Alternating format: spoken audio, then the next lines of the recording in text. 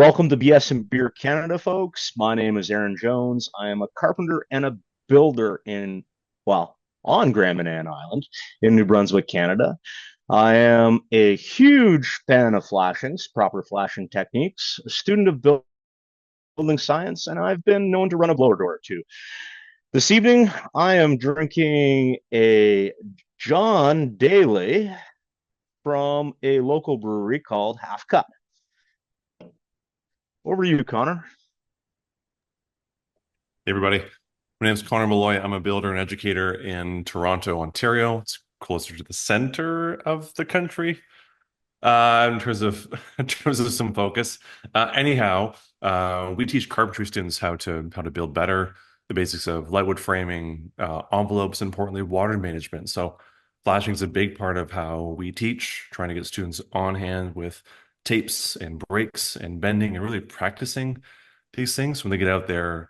It's not just isolated to the trades, right? It's that all-in-one learning of water management. So I always learn a lot from the folks here tonight. So I'm curious what we're going to talk about and share a lot. So thanks for joining. I can turn over to Justin. Hello, everyone. Justin Ott from Saskatchewan, Element Construction, and we focus on high performance building. And yeah, just really trying to bring high performance back to where it originated in Saskatchewan. And looking forward to discussing some flashings tonight. Well, I think it's only fair that our foreign correspondent introduce himself. So thrilled to be here from the lower 48 sector. This is a highlight. I get rest few times a year, and I'm getting rest this time of year because I know that social media on Monday is going to be really, really fun with a PH. And thrilled to see some friendly faces on here. My name is Mark Willie, and I love the subject of flashings. And it's okay if you don't like it. You could take Mother Nature's side. Mother Nature likes to win. But then again, do it right the first time and make sure your detail is there and commissioned. Beautiful. Well, I think without further ado, we'll get into this. And where are we here? We'll start with this. A question. Uh, well, I'm going to go back to a little bit of how International Flashing Awareness Day started. Um, Basically, I took a chance and I sent out a bunch of messages to people on social media. There was some positive response. So, Mark, you'll enjoy this as a fun fact. The first year was multicolored shirts, and there was only 55 shirts printed. Um, and year one, International Flashing Awareness Day was extraordinarily well received. Fine Home Building helped out, JLC Online helped out, and a lot of education was spread in regards to proper flashing details. And some lessons were learned from other people on flashing fails. And here we are now, year five, and I am just blown away by the support that the community has given International Flashing Awareness Day. Um, we're we're still trying to educate people. There are still people who do not know that their window needs a sill flashing or a sill pan before they install the window. There are still people who do not flash underneath the door or over top of a door or any side of a door.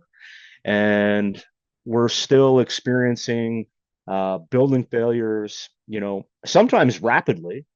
And unfortunately, a lot of them go unnoticed to that 7 to 12 year point. And that's when things get expensive. Anyways, we'll get back to this picture. So you had a chance to see it once, but now have a look again. And then I'm going to stop sharing the screen after this and give everybody a chance who's playing along to tell me what they think's going on there.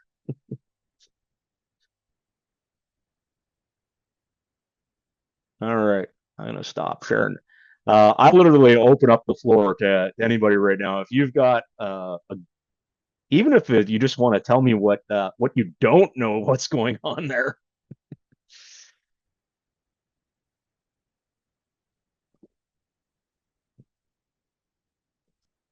Everybody's got questions, but nobody wants to speak up. Um, you got anybody on the panel here have an idea? Connor, Mark, Justin?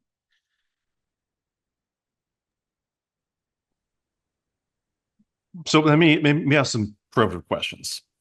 Is this a project in your area that you were working on that you saw in Remedy? No. No, no. I see this house probably once a year. Uh-huh.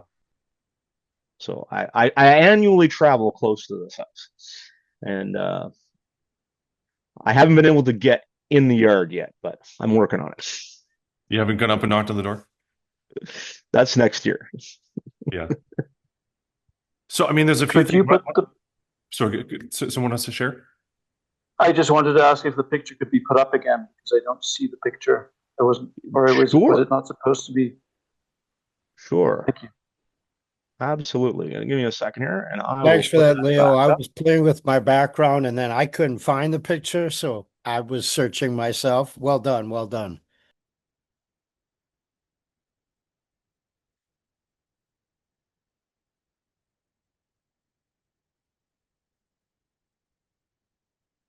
All right. We'll move forward a little bit.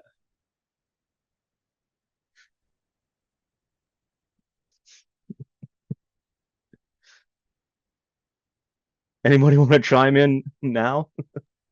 Looks like a funnel. It looks like It a is. funnel. It does look like a funnel. The overhang and the whole chimney area is an interesting setup to begin with. It looks like it's at least 3/4 inch cladding. That's lapped, maybe rough sawn. It's hard to tell. But you could certainly see with that overhang where it's dry and dusty under the soffit, and then where the moisture first hits. So that's telling you the shallow overhang, even before we get to Sparky's special little shininess. Well, I would say that this was an attempt at sprucing up the exterior and to hide the ugly mast. You can reach your fingers through the fence by the eaves trough, and there's a bit of a cantilever there, and it's wet underneath, like so. There's definitely water getting in there.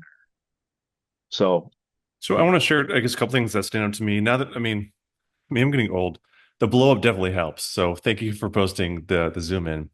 Starting at the top of the wall, water is affected by gravity. So we think about the concept of down, out, and away. So working from the top of that chimney, which is that vertical member you see kind of behind that soffit of the neighboring structure, maybe the garage, is coming down that face. There's not much really to kick it down that 412 slope.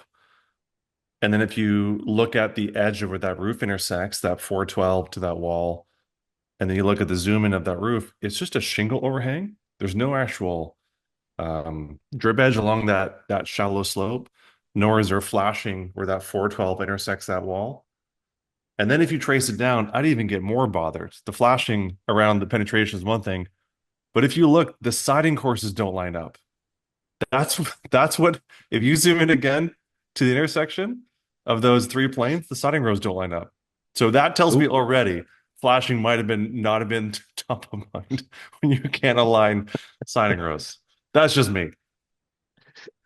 Well, I will say there's a few things that draw the uh, trained eye if you're walking by. Um, and the siding is one of them. But yeah, there's a few things going on. Overhang is not adequate to protect the weatherhead on this mast, and it is literally a funnel. We've known for a long time that the easiest way to keep water out of buildings is to put a 2 foot overhang.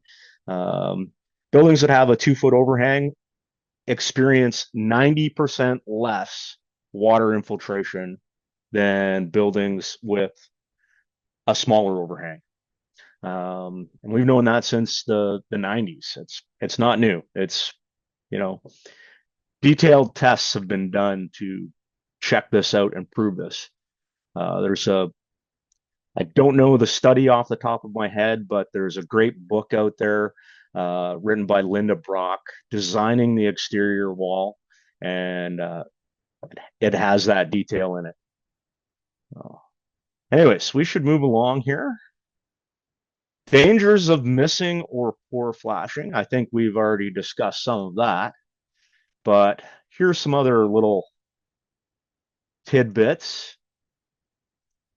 And none of this wood is burnt. This is all water and various situations, and quite often, very little material and very little labor could have saved all of this damage. And sealants will not save you.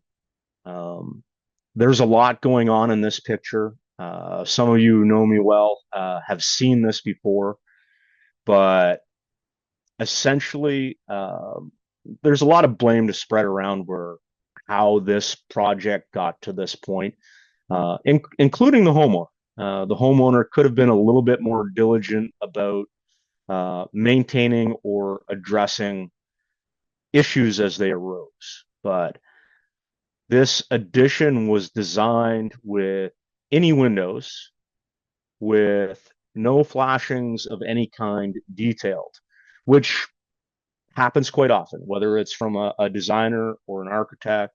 Not every designer, not every architect details out the details out the details, puts all the information on the plans that a carpenter, a builder, a contractor needs to create a successful project. And quite often it can be up to the builder, the installer, to kind of spec those details or come up with them on their own. This particular edition was about 12 years old when we were called in. And as you can see, well, it was a complete exterior wall repair. So just sealant on a window will not save you. Can you share, Aaron, when this edition was built? So this picture is probably 4 years old. And it would have been 12 years prior to that. So we're 16 years. And are we to 20 understand, based on the photo, what we're seeing to stage left is the cladding that is no longer on this window face. Is that the same kind of cedar shake that was there?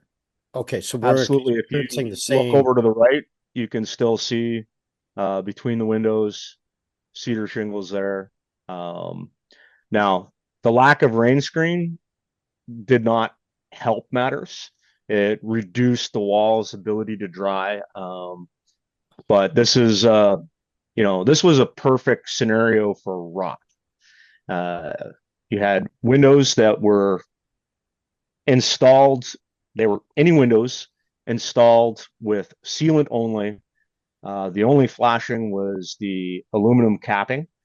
So basically there was no flashing, aluminum cladding, sealed around the opening, and no rain screen. So whatever water was pouring into the wall assembly was essentially trapped between poly and the backside of the tie par or tie vac. I And think what's interesting here is we're not talking about 60s and 70s. We're talking about the 2010s, right? It's 15, yes, 16 years ago. We have modern windows, we have modern framing, we have newer mechanically fastened Deborah B's here. We have expensive cedar shake, probably Eastern white cedar shake.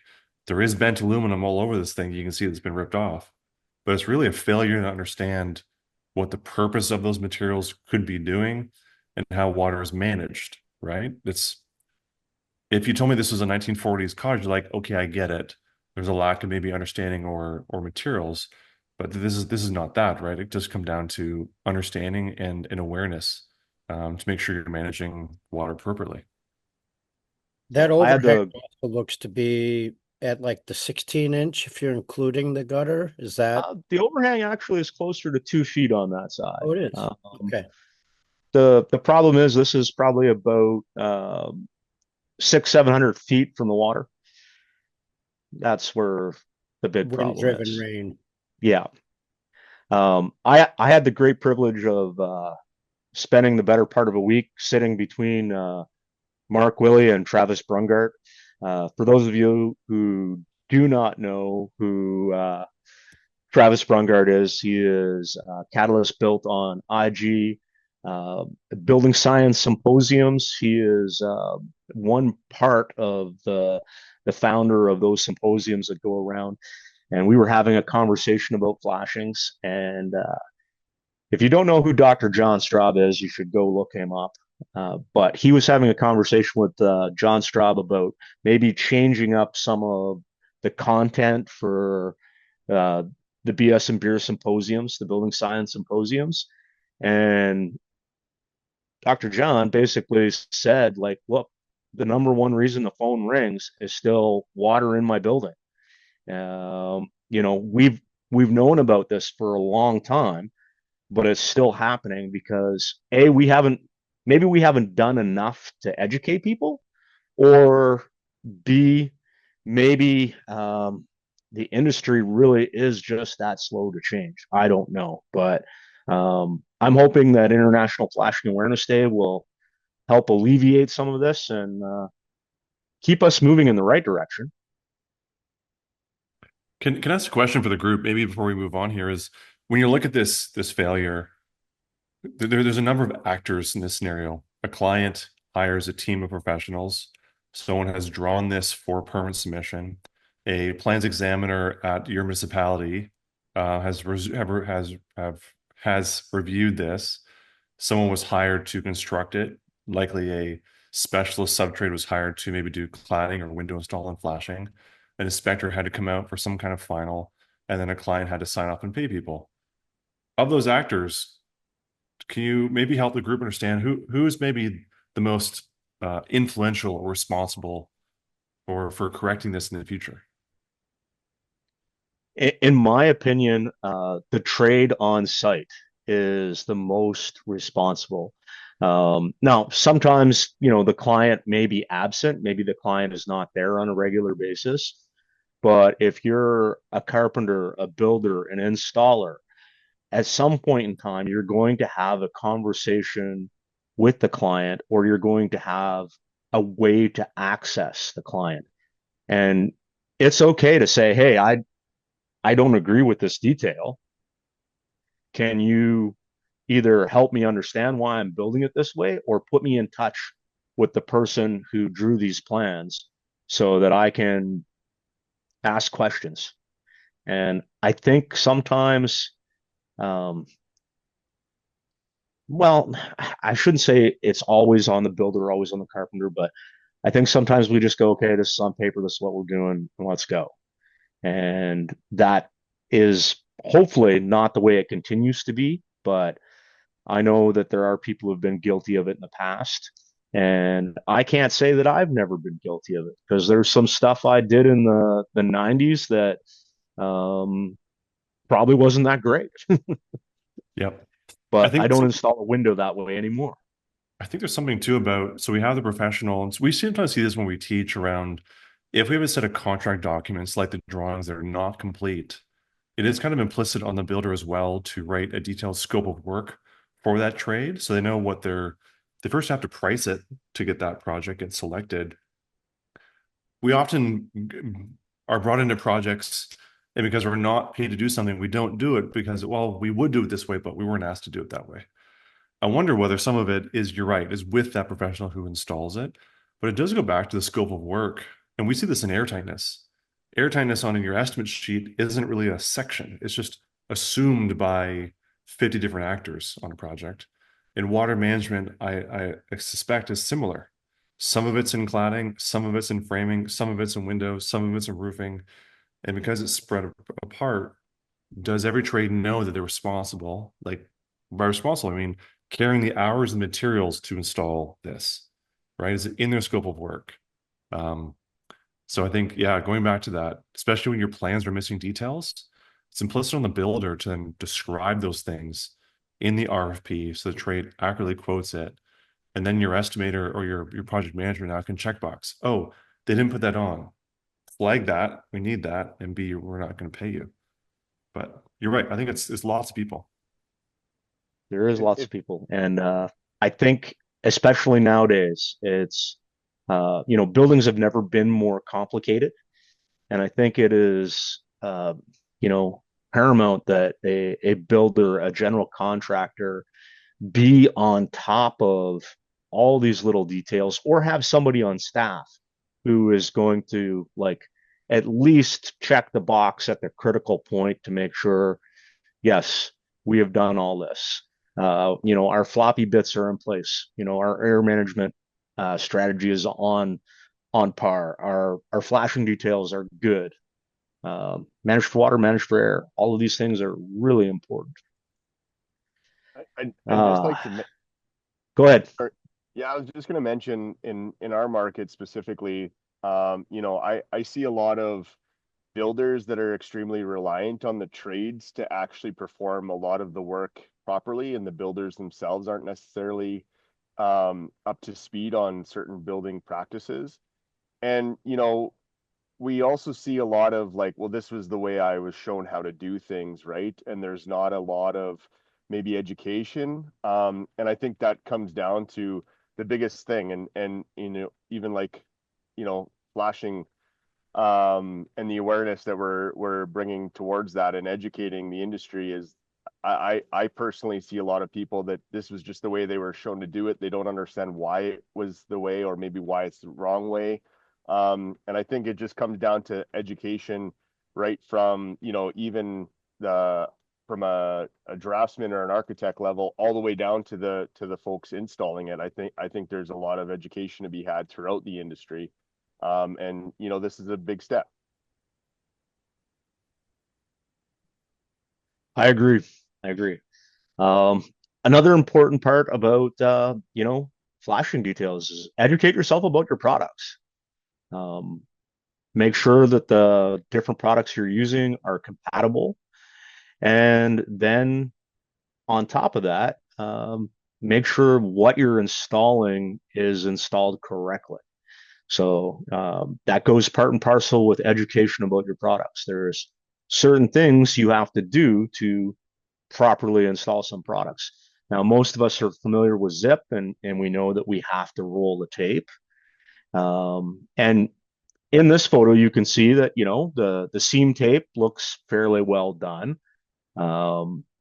Somebody has taken the time to spot all the nails, so they're in theory concerned about air tightness, or or maybe they think they just have to hit all the nail heads, because that might be a thing too. But then they've gone ahead and they've used blue skin for the sill flashing, and blue skin to tape flash the head of this window. Now, zip is a system, and my personal preference would be to stay within the system. Can you use asphaltic based tapes and membranes on top of zip? Yes, you can. They are compatible.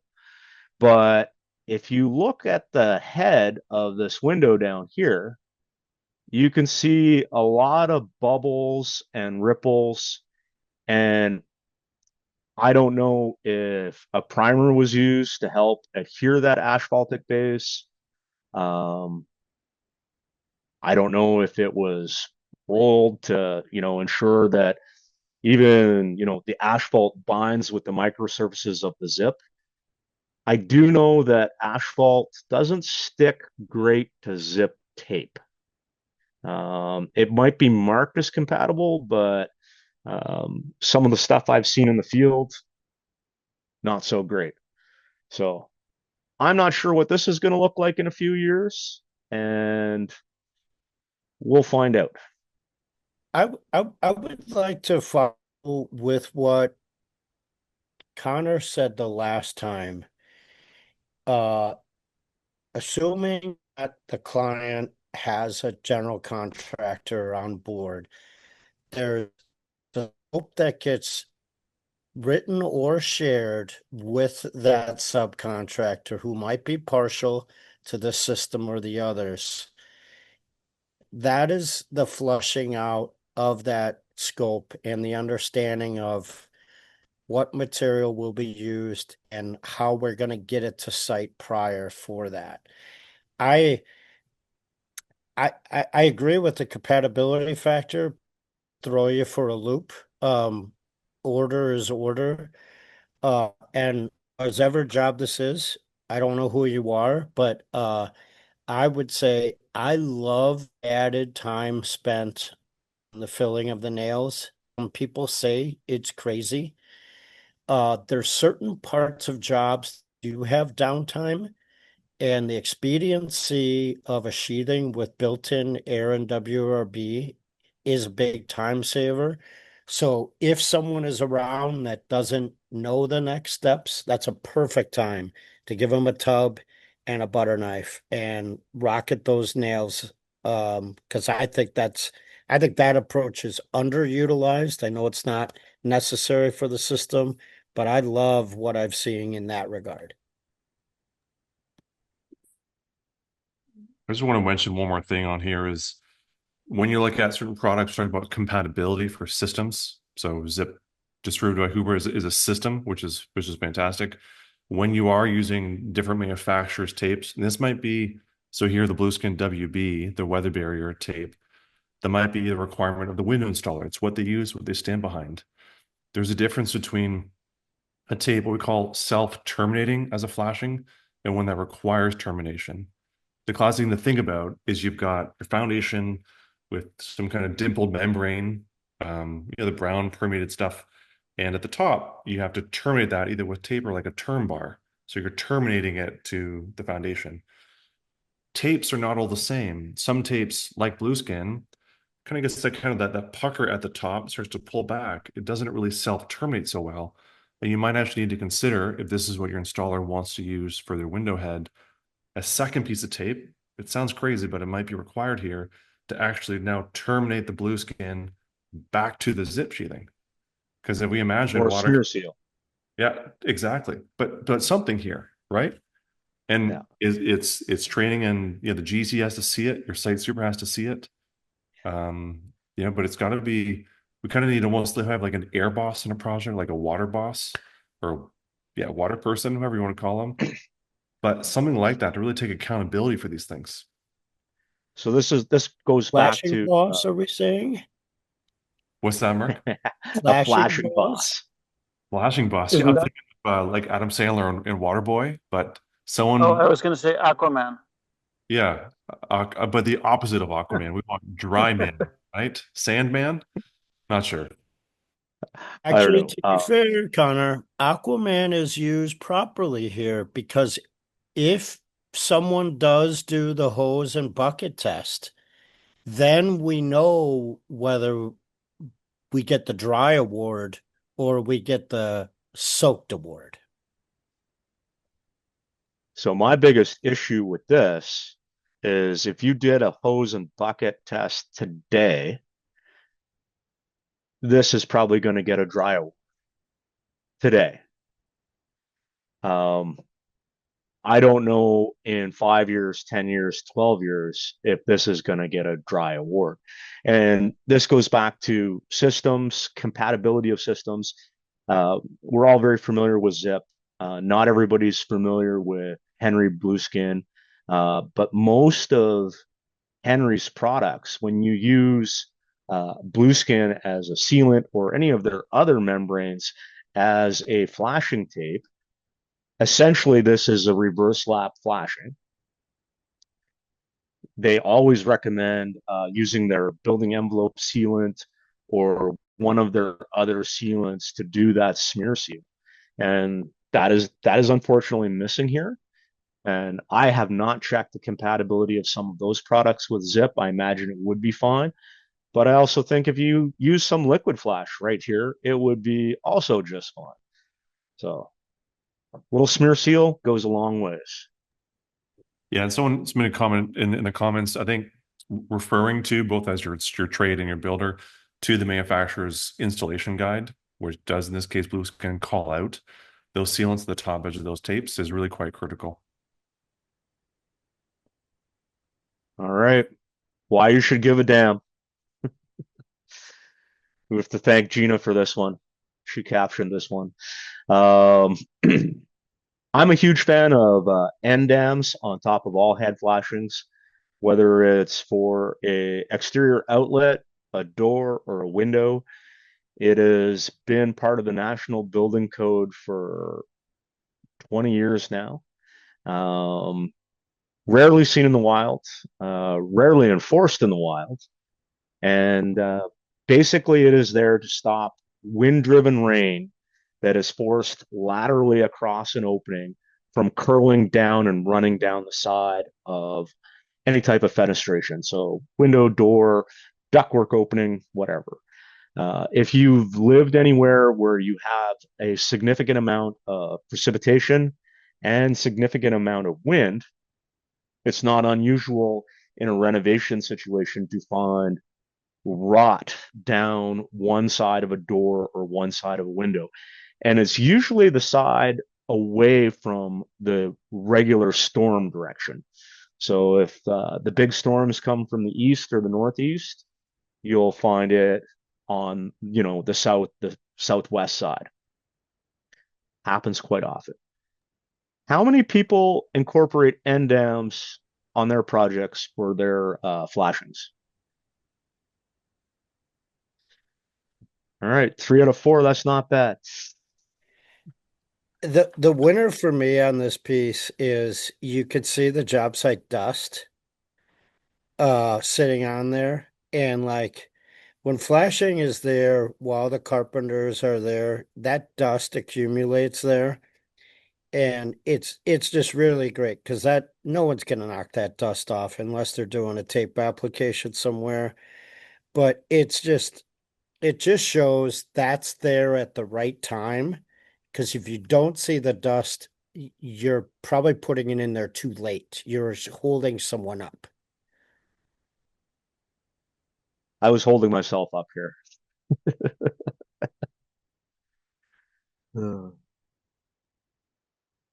Okay, kick it out a notch. So we can see water damage. And actually, surprisingly, this wasn't as bad as I thought it was going to be. This is hardy board with no rain screen, and obviously there is no kick out flashing on that opening. So water being funneled in, the wall doesn't really have a lot of ability to dry out because hardy doesn't dry that well once water gets behind it. Here we Eric, have is a kick out flashing cost? a kick out flashing cost, a really expensive one or a cheap one. If you're not using a drop to bend your own, if you're buying that plastic one that's at the end of the end cap, right? That's just sitting there. And the end of end cap That of one? every roofing store out there, that's, there you go. What does that cost? I do not know off the top of my head, but that This particular one is Jade Out Kickout flashing from American Flashings. They are a little more pricey, but they have a J built into them. So they cost a little bit more. But this piece here was done with a piece of aluminum coil stock badly, but with another 30 seconds of time, that could have been really well done. Anybody want to point out some of the other things that are wrong in this photo? I guess you got to start with the plotting. The fact that someone put it back there, it's not everywhere you want it to be, but the fact that it's there means there is intention, right? Not well executed, but there is intention. Intention allows for progress. So, you know, I think it's good. I think it's golden to at least start with this. I have a heap load of other problems, but I think it's golden to start with this. Well, we all started somewhere. That is a fact. And I know my first job wasn't perfect, and I would defy anyone who's here with us this evening to say that their first job was absolutely perfect, because it doesn't happen. We get better because we care about what we do. We care about the craft. We want to elevate, our level of craftsmanship and hopefully our business along with it. So as you can see, we've got some ugly stuff happening. Again, there was no kick out flashing here. I think we all know the importance of kick out flashings. And I So just want to want to have share, time. Sorry, go ahead. to share. Someone asked the question around how much they cost. That JD kick out manufactured product, you buy a box of 12 for 110 US. So we're looking at Yeah. $13, Yeah. right? There are And some it's great probably boxes. So it's $10 a pop. Yep. yeah. So Yep. for us, well, even if you say it's $15 each, let's just say it is. That's the most expensive kick out flashing that I know of you can buy. And it has a built-in J to receive up to a 3/4 inch siding. So unless you're You're not doing, going to encounter a need for many kicks out unless someone went through Dormer, dreamland and wanted to pop them in everywhere. You're not going to see a lot. So if you just start the year with 12 in your truck, you're going to have a really good year of non-callbacks. Yep. And I think if you're not a roofing installer, again, we're going to why every member of your team needs to know how to manage water. That's a product you can buy when you estimate the project and you send materials. This saves you having a break on site and looking at Mike Gerton's excellent video on fine home building or Aaron's videos on his own channel, right? It allows you to order a product, install it, $14. So the labor exchange and not having a break is wonderful, right? It just makes it accessible for people. yeah, you don't have to have a break. You just need to know somebody with a break. Most people that I know that are competent with their break will happily bend you something up for a nominal fee. Something that they can do on a Saturday afternoon and, make an extra couple bucks. They'll bend you up an entire flashing package for a house sometimes. 100%. Yeah, 100%. While you're up there, so we have a roof to wall connection, and this is partially done. So the standing seam is on, the Z bar termination has been installed, and this lovely roof to wall flashing. Some people will call it a end wall flashing. Some people will call it a sidewall flashing. Has been installed. Now it hasn't been taped across the top yet, so it's in the midst of being installed. But this is a connection detail that um, I find it's either done extraordinarily well or it is done absolutely horribly. So if you're a carpenter or a builder in the room and you're looking to improve your project, have a look at these details when you're building. So just to follow that, so we're saying this is not done yet. We need to terminate that aluminum or steel back to that wall. On your projects, or for anyone here, how are you doing that? Are you giving that tape to the roofer who's doing this standing seam and explaining the need to roll the tape, or do you have a member of your team who then goes and follows that trade and terminates? How are you negotiating that detail? Well, I'm very fortunate, Connor, that I got up in the morning the day this happened and I went to the mirror and I said, Aaron, today when we put this standing seam on, we're going to make sure we install this flashing correctly. And then I asked Kelsey very nicely to take some zip tape up there and terminate it to the wall. Okay, but backing up, Aaron, more directly, you have a carpenter that was probably responsible for, if it's not a big dog construction job, responsible for that sheathing and the zip tape. You have a roofer doing the standing seam, excellent. That is the sharpest thing I've seen. And then you have someone anxiously going behind that roofer to do the siding. And that's the part that Connor's pointing to is you've just had three trades intersecting. Whose job should it be in this case? Absolutely. And I got what Connor was saying. I just couldn't pass up the opportunity to be cheeky. It's not very often I get that opportunity with Connor. So, but yeah, it boils down to supervision. You know, adulting is hard, and that is 90% of your site supervisor's job is adult babysitting. That is a job. And it's not because you don't have good trades on site.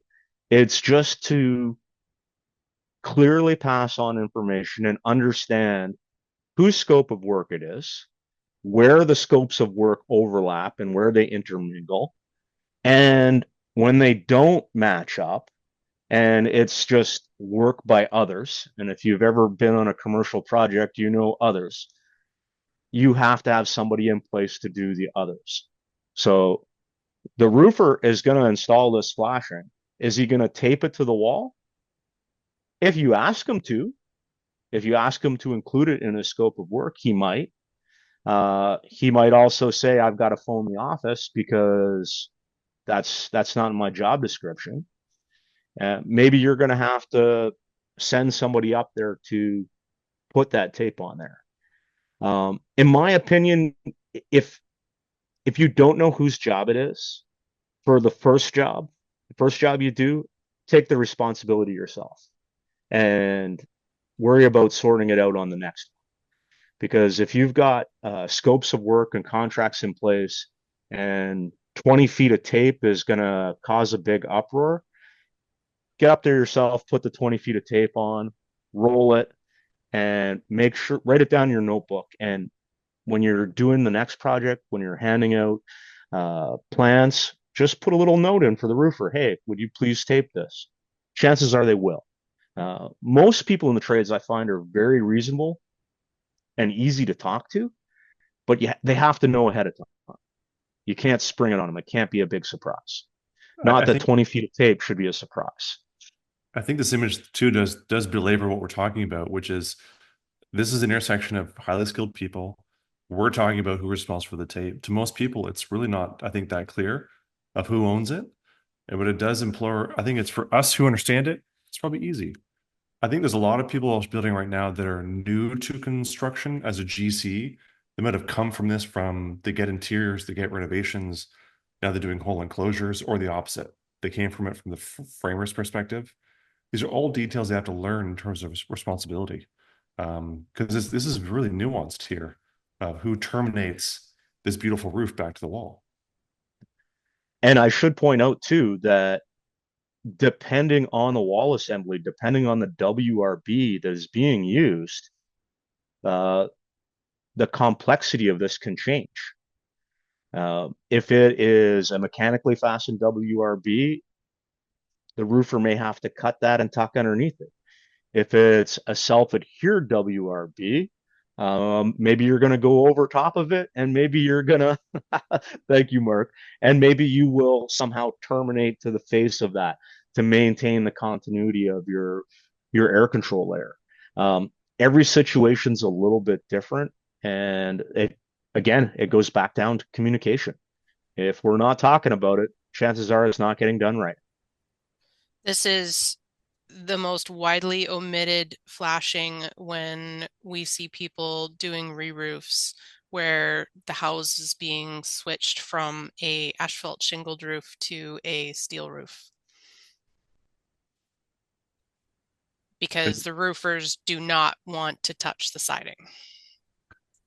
Well, it's something that happens, just to break down like when we look at for us, so I'll speak to Ontario's market.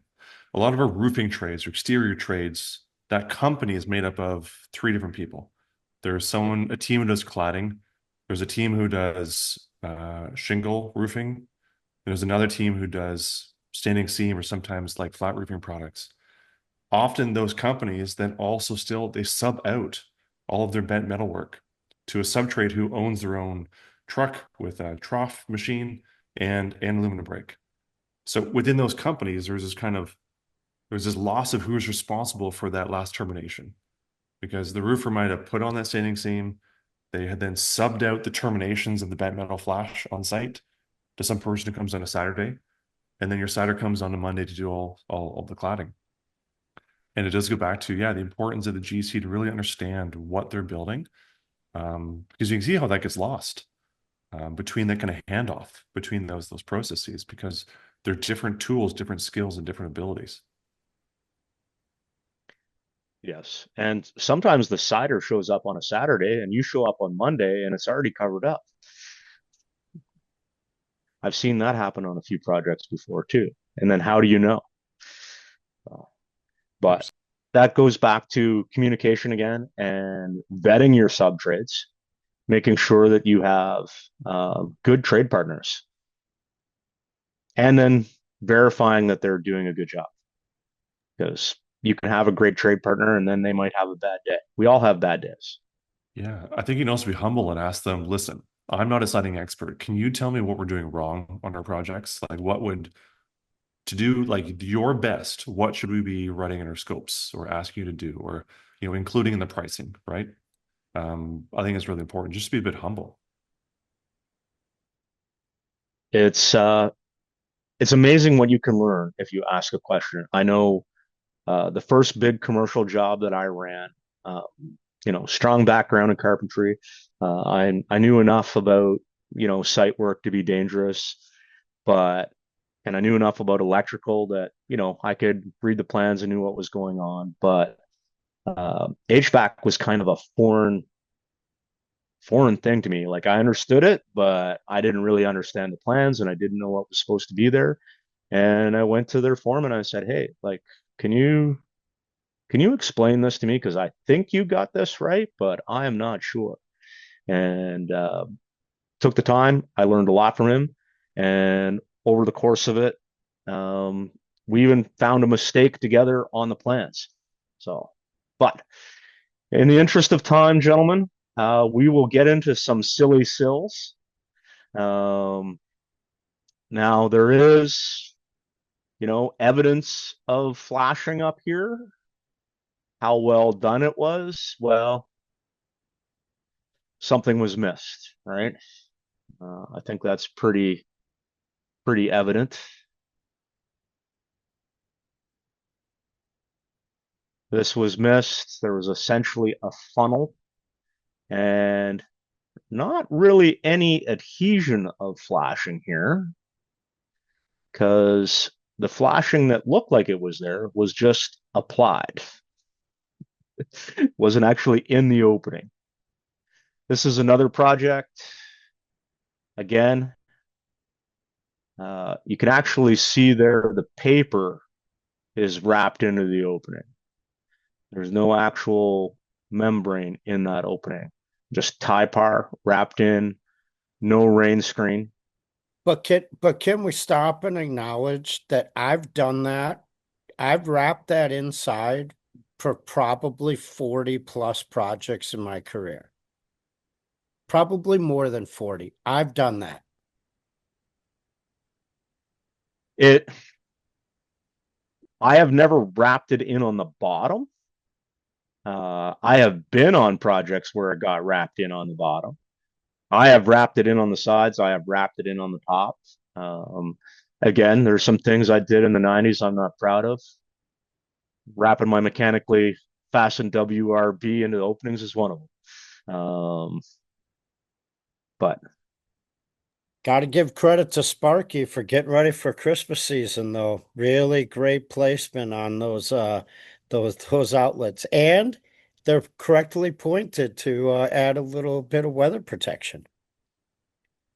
yeah, somebody was trying. And to be fair, whoever installed this door, I don't believe there was any malicious intent. It was just you don't know what you don't know. And hopefully we all learn a little bit from, some of these things here and there. This is a big pan. I don't want to spend a whole lot of time on this. For some of us, yes, this is a thermal bridge, but it is a very, very thin material. You're not going to see a whole lot of energy move through that.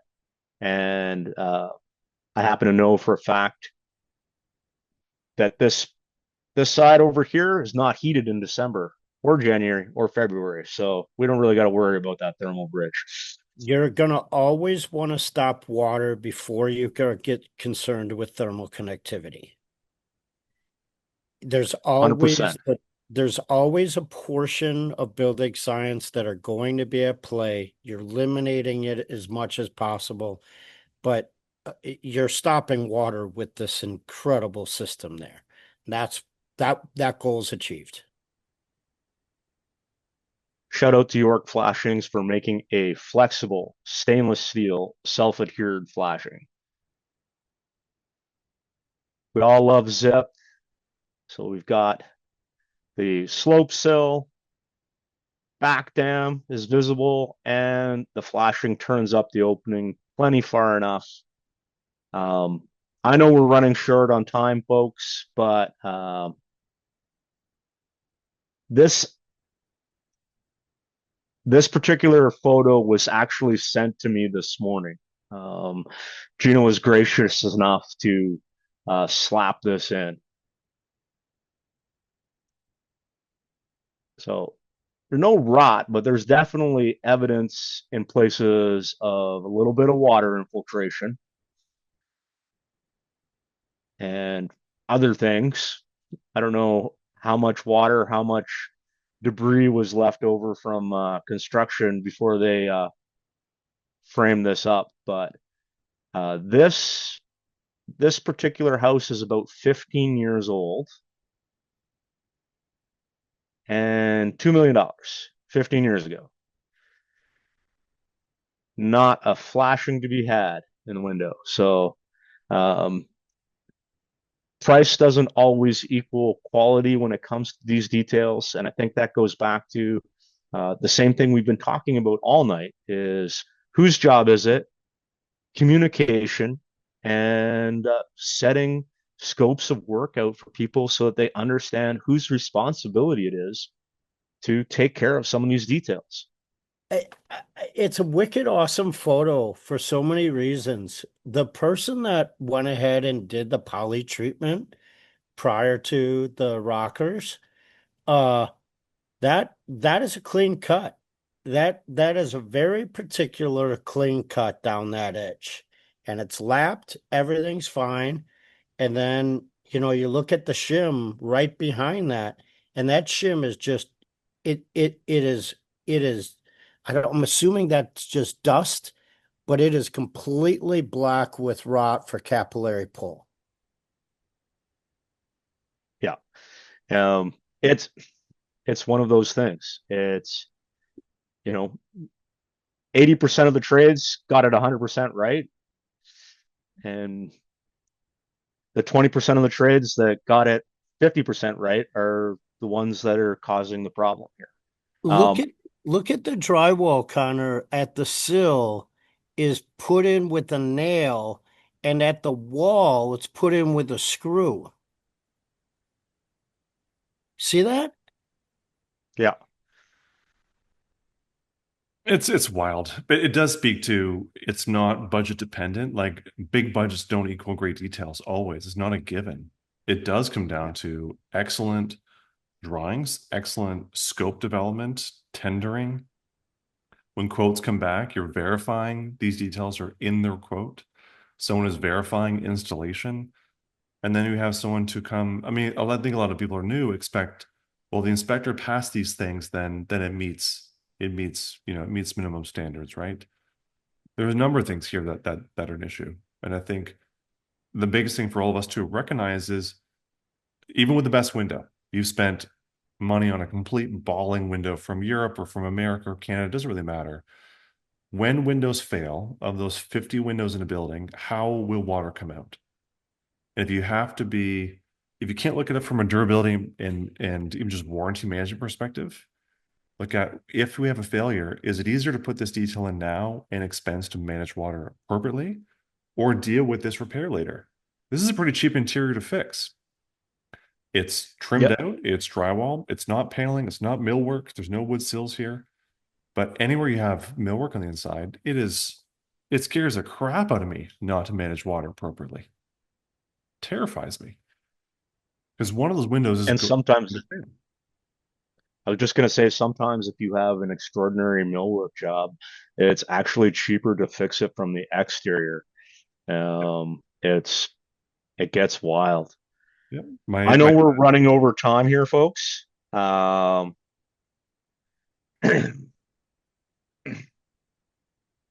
I'm just going to quickly. So this slide was actually sent to me from Jeremiah Summers. I think we all know Jeremiah. And like, there's some good intent here. We've got a lot of the proper materials. I think we have some sequencing issues. But it's all there, right? A lot of it's there. There's just, sequence and yeah, I've I've got nothing beyond that. So let's I don't know how much time we don't have, and that's fine, but like, okay, sequencing, yes, that's a giggle.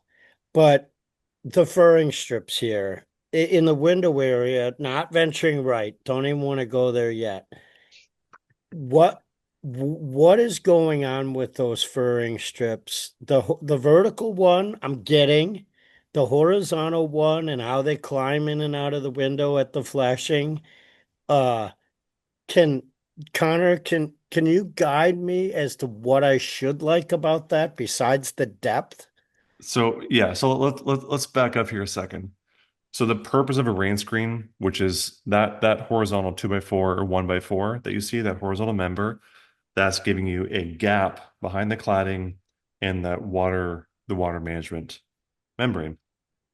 We call it a rain screen, but really I call it I remember Dungeons and Dragons, it's D&D, it's drainage and drying.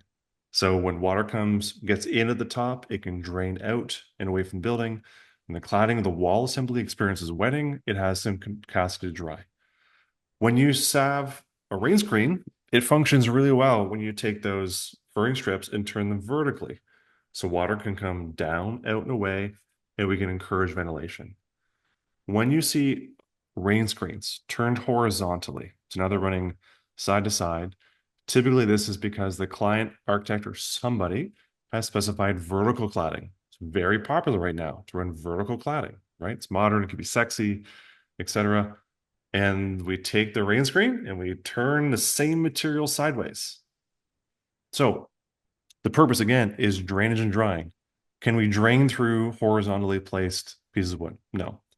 Can we encourage drying potential? Not really either. So all it's doing now is it's shimming the wall out to receive cladding. So that's a failure.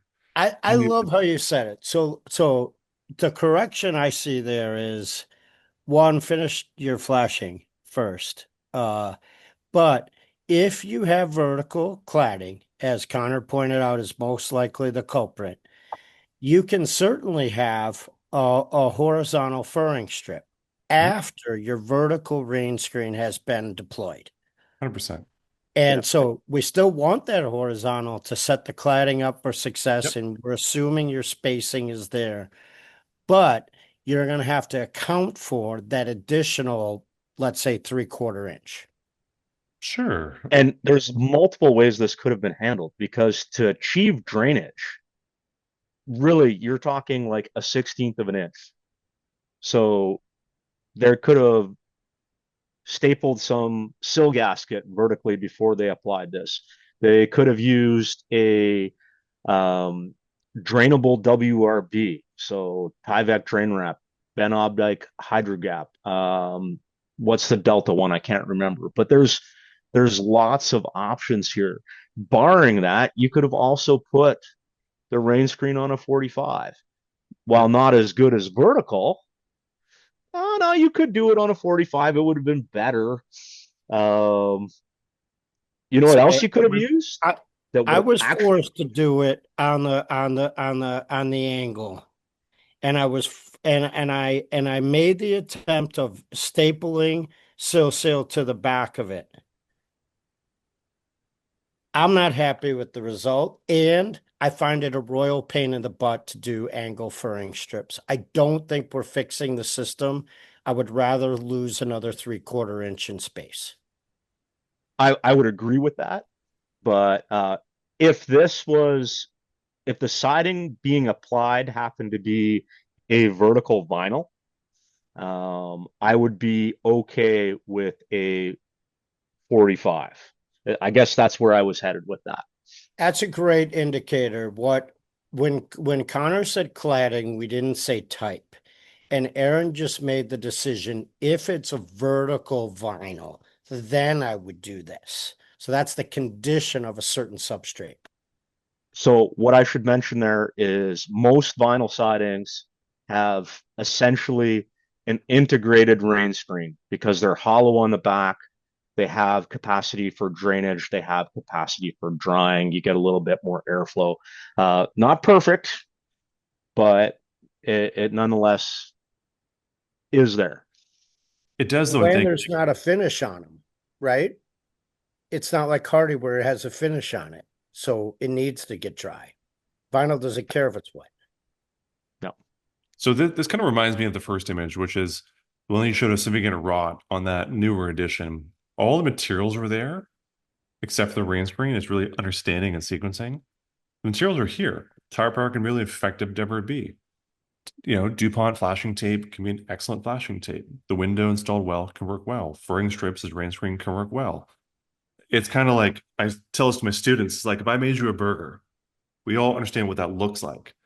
And you said you want mayo and mustard on it. I said, okay, no problem. And I gave it to you, but I put your bun together and put the mayo mustard on top. And then you go, well, that's crazy. And I said, well, no, I put it on there. That's what's here. It's all here. It's just not the right place and not in the right order. And you can see where it's come down to, does the trade and the builder understand the purpose of these layers, right? It's not just put it in the assembly somewhere. Is it actually doing its job? Because all these materials can work really effectively. And even German, Swiss materials installed this way wouldn't work either, right? So it's not about better, best. It's just installed properly. Agreed. So another little shot of the same project. I think we can see where this one's going. Connor, I wanna acknowledge how you said that again. The DuPont flashing tape and the Typar are incredible products. And that mustard on top of the bun is not exactly the best orientation of sequencing. Brilliant use of food and good materials. Connor gets the award The for purpose of the bun is you have, it's a handheld sandwich, right? Dry fingers, everything's great. Bit of crumbs, right? You got a bit of that flour on the ones you got like a soft bun. Doesn't work, right? That's the purpose of a bun. Otherwise, you get the McDouble. right? That's where you get greasy fingers. But you go into it knowing you're getting greasy fingers. Oh, If you're yeah. not laughing, you're not listening. I know we got to wrap this up, folks, but this warrants a little bit of discussion as well. Oh, my. Okay, So so we've to got a be lot of great products optimistic, here again, too. yeah, to be optimistic, as Connor always starts, someone had the duty of delivering a looks like a full length vertical cladding. That looks like a full height. So not cheap, not easy to come by, not easy to manage. And we don't know the thickness, but we are seeing continuous insulation on this wall that has a very tiny overhang. Uh, So based on the screws there, I'm going to say those are steel panels. Uh, it's definitely what it appears to me. It's going to be steel panel coming across there. it's someone with a laser, because I don't see a chalk residue, made that deliberate line at those furring strips. A lot of real thought went into that finished look, which is great. But you have an outboard window with the furring strip that should have a vertical one underneath it. Uh, and then you can actually have proper use of that double radiant barrier that's happening there. Yeah. Um, Essentially, we have a series of dams running up with all the horizontal furring. Now, it does appear to be metal cladding, so there's going to be a little bit more air movement back there, but water's still going to hang out on those horizontal surfaces. If it's not vertical, it needs a roof, folks. And if it's like this, water will sit and it will hang out. Um, What if you're using the cladding for hydroelectric power generation with all that oh, water? well, if that's steel, it'll be conductive. So, like, great way to like get it to your window. I So I mean, just want to flip my hat for a second. I'll take the black hat off. To think from the designer perspective, because some of this starts back here. Sometimes we're looking at the after, right? We're looking at the very last trades who can touch the building, install flashing, and manage water. Some of these decisions start really early in a project with zoning studies. You look at, okay, my client wants the largest project possible. Toronto, I mean, we have really small lots. Some of them are 16 feet wide, 14 feet wide. The client wants the most they can get.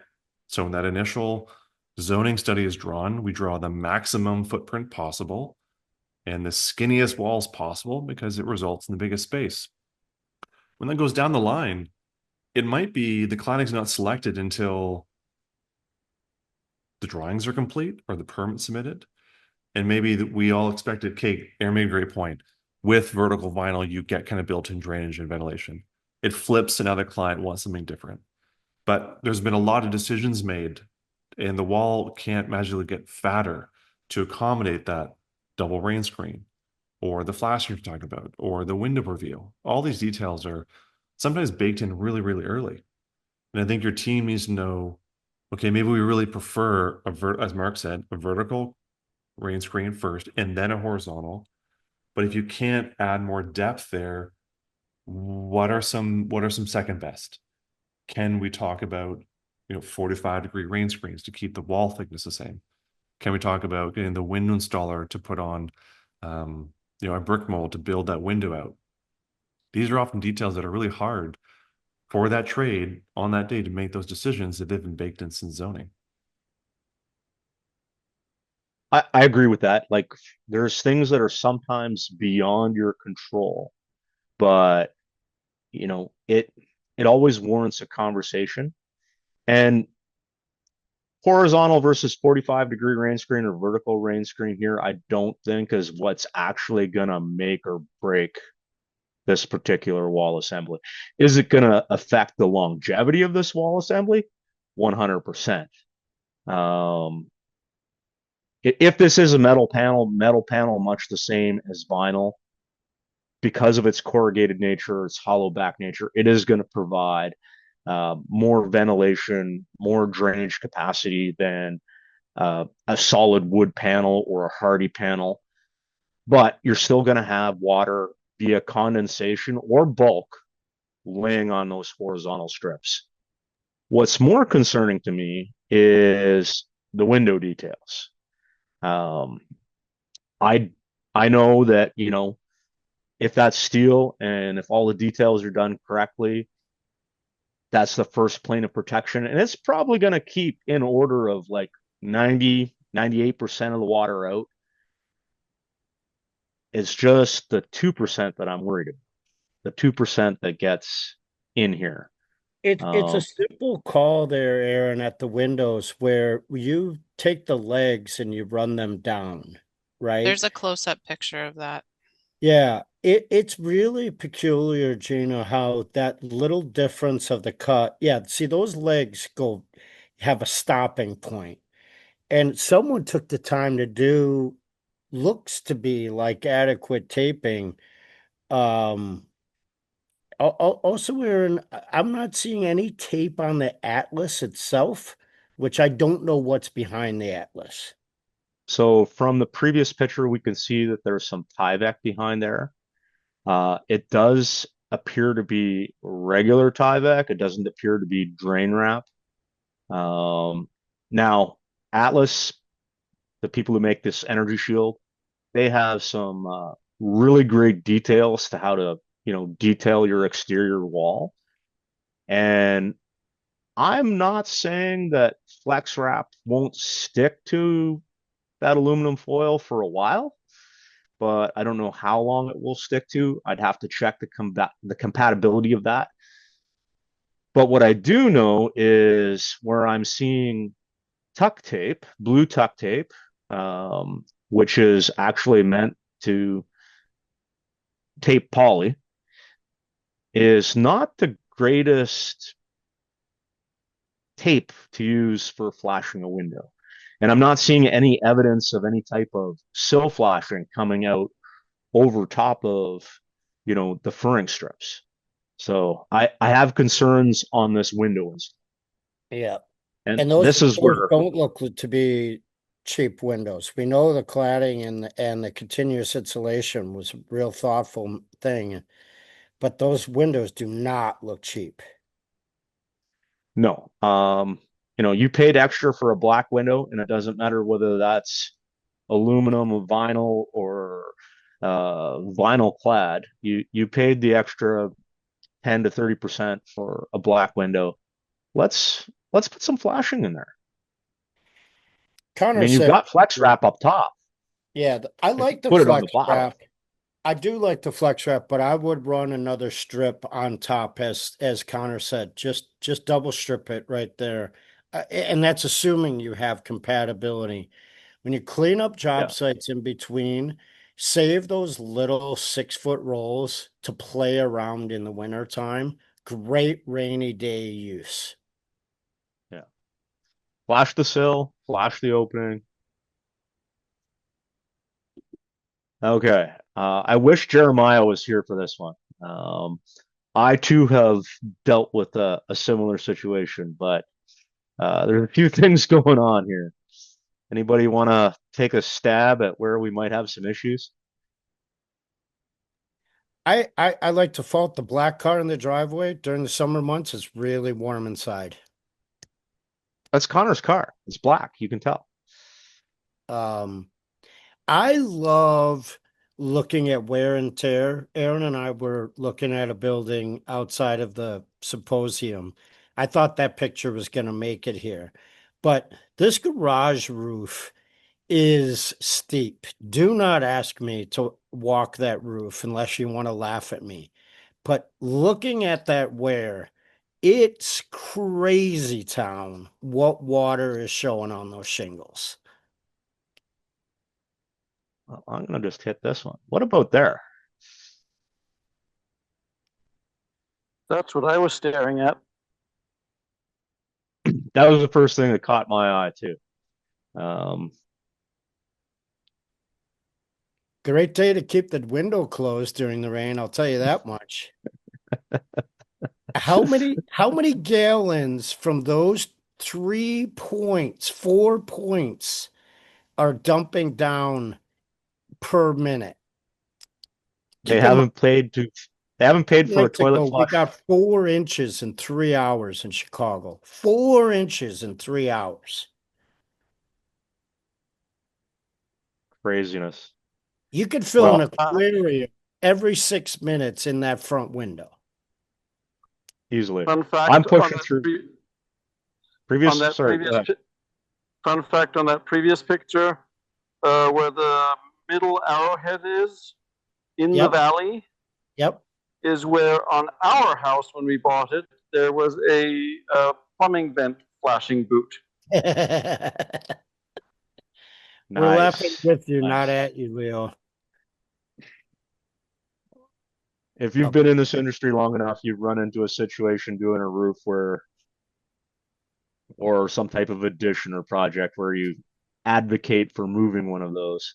technically, that's called a kick-out vent, Leo.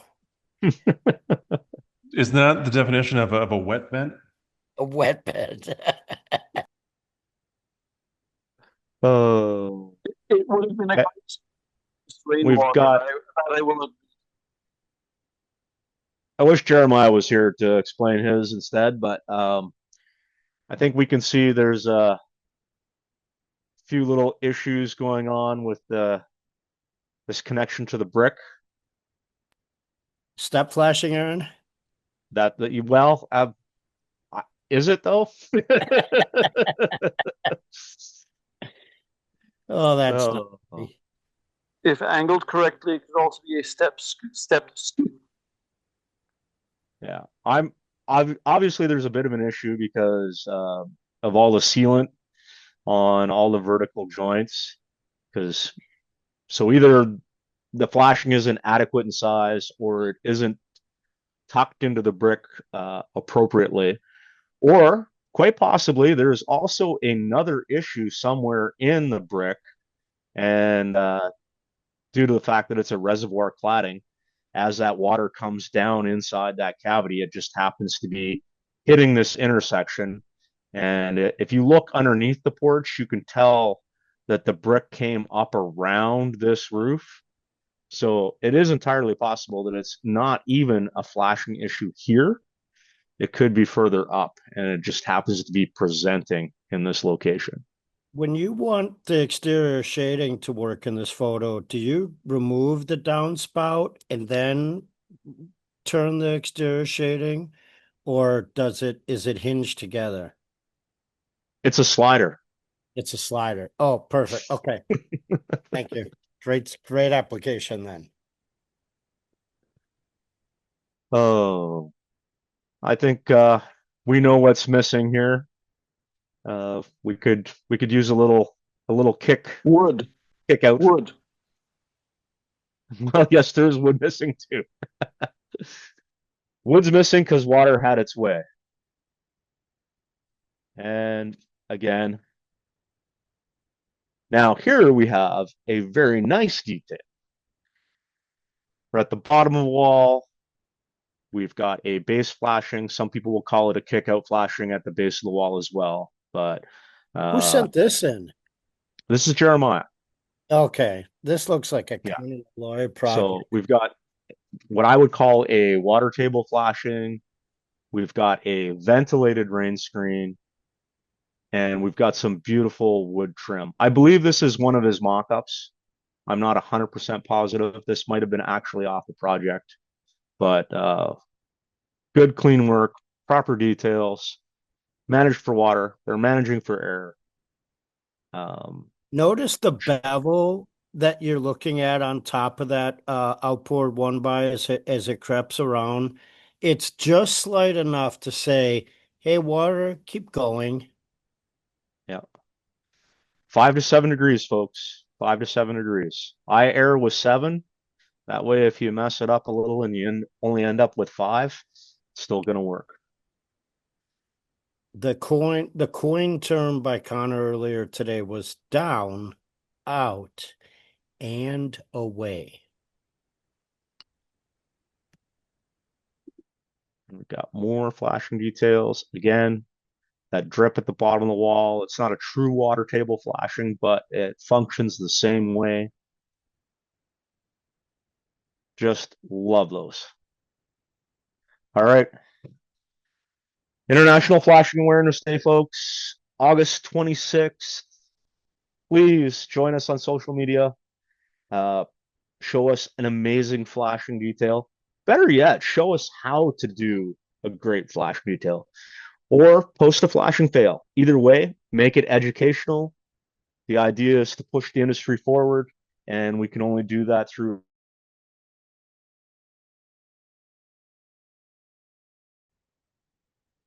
All right, we are way over time, but I think we should open the floor to anybody who wants to talk about anything.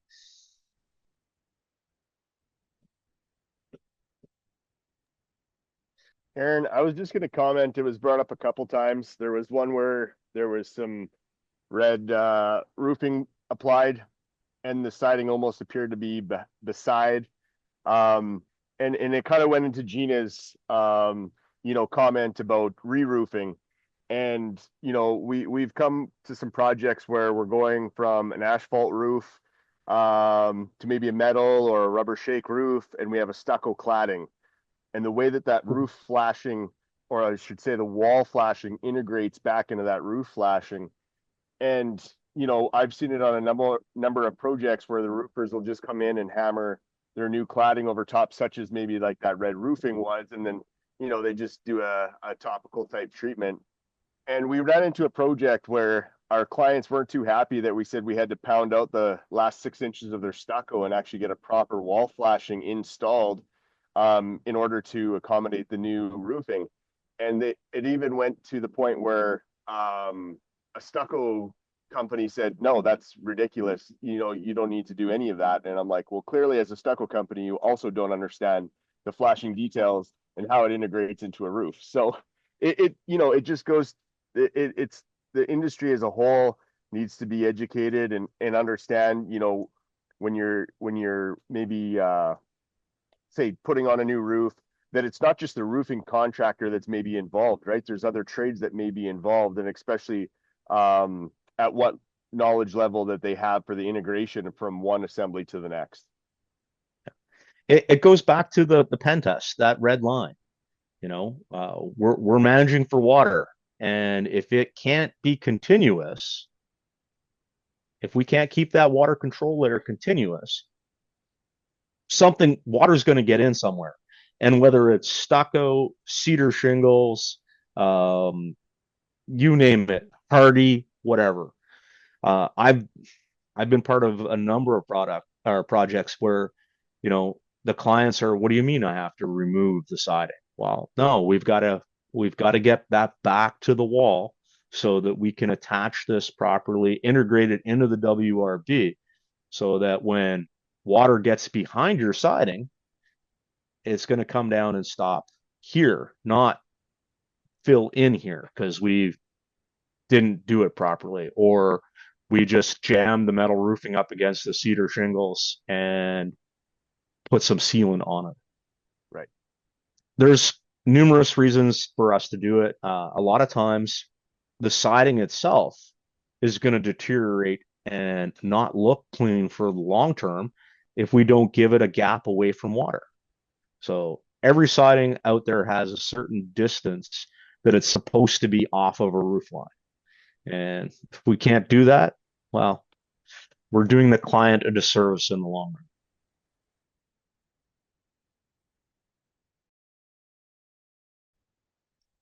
Maybe that's not the client for you.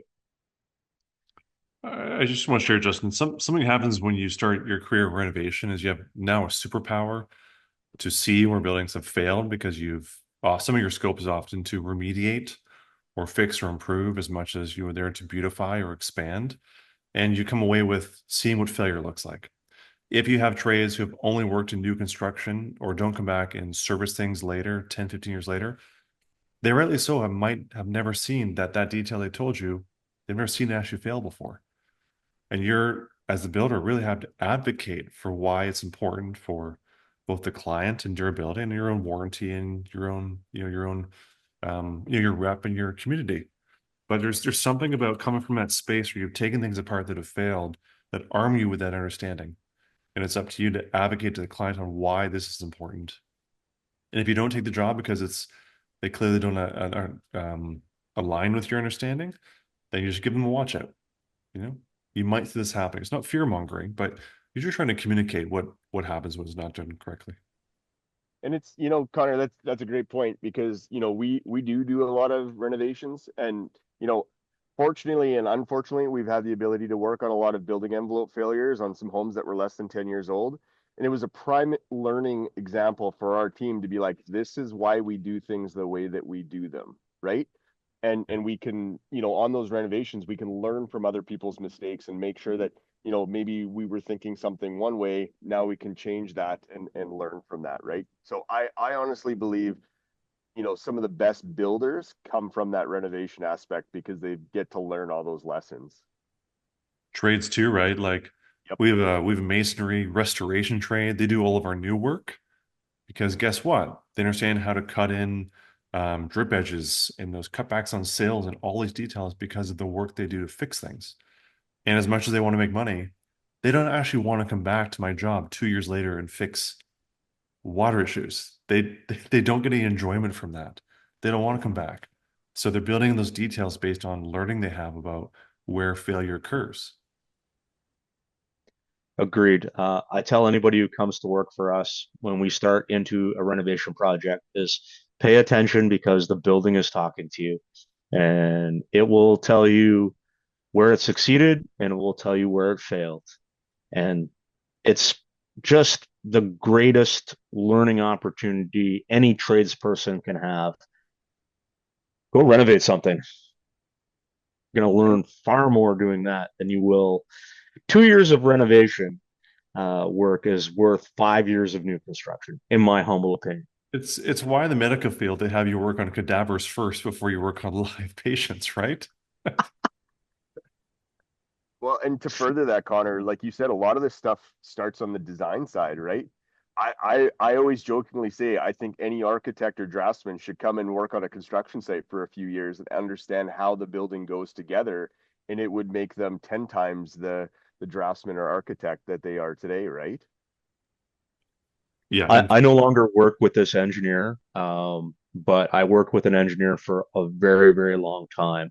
And when you asked him what his greatest education was, he would say it was his red seal in carpentry, um, not his engineering degree. And I agree. And Europe's got that nailed down.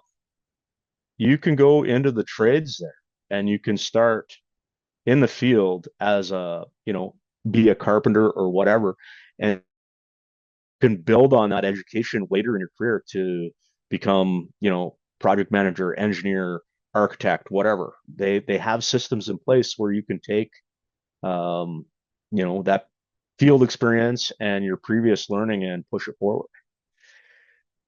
But gentlemen, we are a half hour over time, and I know that this is an amazing holiday, but Can I add one key point as a European? absolutely. I was just going to say, we any more questions, we should get it out of the way. Another thing that's key to the apprenticeship model, at least according to Austrian law, but you become an apprentice and a journeyman, but you cannot actually own a business or run a business unless you have also then taken the master carpenter or master goldsmith or master plumber. So there's journeyman and there's master, those two levels. And if you don't have it, you have to employ a master. You can own the business, but you can't run the business without having a master among the crew. Something to think about. I've seen it many times where somebody gets their journeyman status and they slap a sign on the side of a truck and they start doing things. And many of them are not successful long term. Some are, but many of them are not. And Sometimes it's the work, sometimes it's the business side of things. It just depends. If we don't have any other questions, I'm going to thank everyone for joining us for another episode of BS&BEER Canada. Uh, we have an amazing guest in September. Jonathan Smeagol from RDH is going to be joining us, and we're going to be talking case studies of a deep energy retrofit, and some amazing details and some lessons learned. Uh, all right. Nobody has anything further. Bye, everybody. Thank you very much. See you next month.